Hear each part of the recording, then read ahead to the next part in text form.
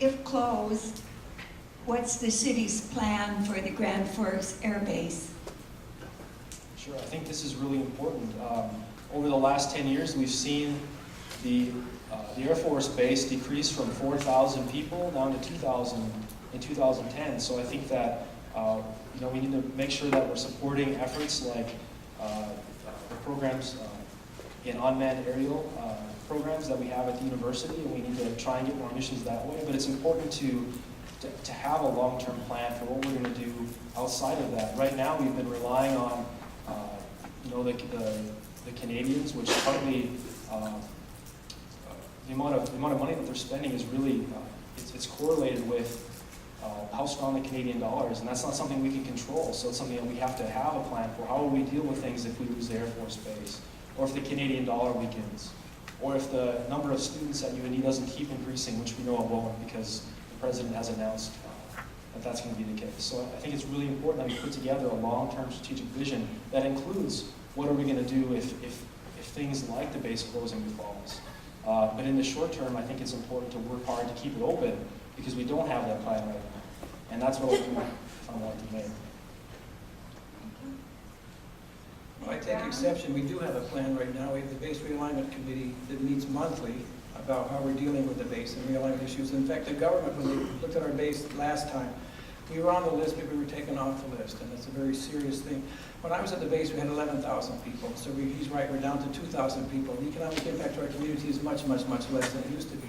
But as a community, we still take pride in supporting our government, supporting our Air Force Base, supporting our airmen who protect and serve. So we do have a plan in place. We do have a committee that meets every month. But I think that by diversifying what goes on at the base, like we have ERC doing their biofuels, and we have UAS mission, and we have the trainers out there, we have the university out there, we have UND engineering doing research. We have all these things in case it does close. And the next round looks bleaker than the last two. But I'm very proud of our community. We stand together, we show our support, and that parade with the red, white, and blue fire hoses really impressed the people who were doing the investigation. But there's no money anymore in this country, and people are going to close things, and sadly we may be on that list.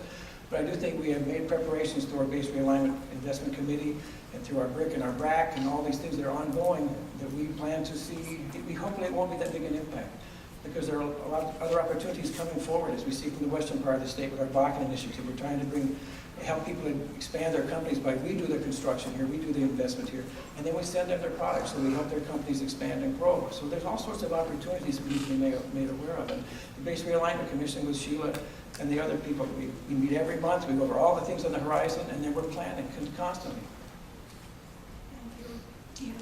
I think it's important to note that the BRIC committee, what they do is they try and maintain the base at the current levels.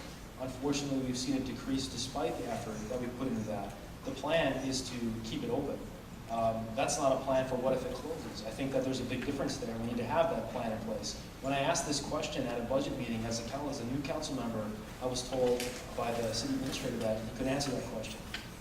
It's important to have a plan, and right now we don't have a plan for what if it closes. We have a plan just to try and keep it open. There's a big difference there. And I do appreciate all the work that the university has done in increasing its areas of research. That's certainly going to help us if we have a base closure.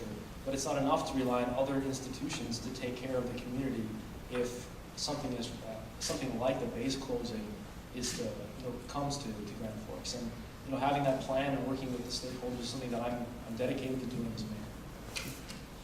Thank you. Mayor Brown? It's called the Base Realignment and Closure Committee, and that's what we're dealing with, these issues. And yes, we'd like to keep it open if it's economically feasible and viable. And as mayor, you can't affect rents. You can't keep the base open. It's powers above you. You need your dedicated congressional delegation. You need your governor. You need your guard from Fargo to work with your base. You need the UND working with the base. We have all these people in place. And if it closes, it'll be a bump in the road. It'll be an uncomfortable bump in the road, but it will survive. And the community will continue to be strong and thrive.